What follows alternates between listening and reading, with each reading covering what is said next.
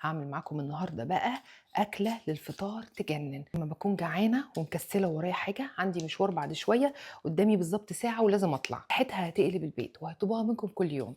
فطار، غدا، عشاء، تنفع في اي حاجه. 3 4 معالق كده من الزيت، ننزل بالبطاطس، نحط الملح، فلفل اسود، معلقه صغيره كده من البابريكا، يعني رشه خفيفه قوي من الزعتر. نشوح بقى البطاطس كده، تبقى اتحمرت كده شويه، تمسك نفسها كده وتنشف من بره. غطي ونسيبها بقى ايه على نار هاديه تستوي بالبخار بتاعها بس 5 دقايق على ما نقطع الخضار. نحتاج واحد فلفل حار او حلو، يعني 3 4 طماطميات كده. نبشر الطماطم،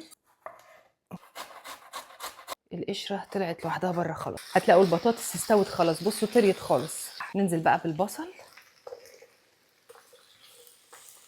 فصين من الثوم، يطلع ريحته. ننزل بالفلفل تشويحه كده بس. ننزل بالطماطم، قيمه ربع كوبايه ميه بس كده.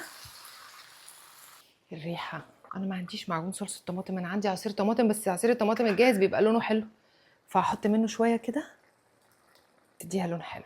غطي ونسيبها بقى على نار هاديه تتسبك.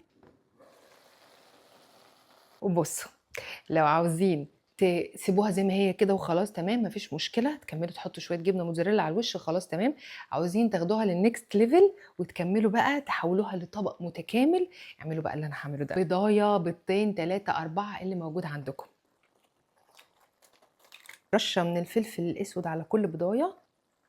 افتح الصفار كده، انا ما بحبش اسيب البيض زي ما هو، بحب افتحه. رشه جبنه موتزاريلا كده، نقلها في حته تانية خالص. بقالها تقريبا 5 دقايق على نار هاديه.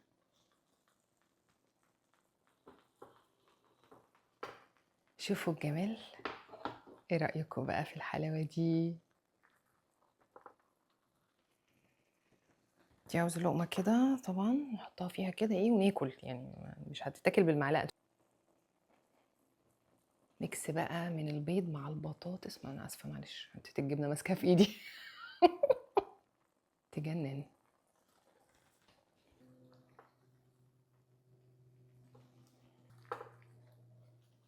فيها بطاطس وبيض وجبنة، كل حاجة سريعة بقى ومن غير لحوم. هتدعوا لي جربوها، قولي رأيكم فيها.